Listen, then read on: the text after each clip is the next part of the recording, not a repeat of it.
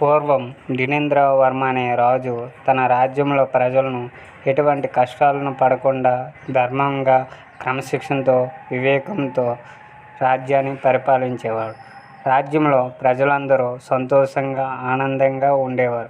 ఒకరోజు ఐశ్వర్యం లోటుతో రాజ్యం బలహీనపడింది.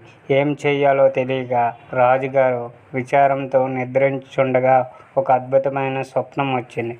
వెంటనే నిద్రలేచి రాజుగారు తన గుర్రంపై అడవికి వేటకు వెళ్తుండగా మార్గమధ్యలో ఓ పెద్ద పర్వతం పైన మెరుస్తూ ఒక అద్భుతమైన వజ్రం కనిపించింది.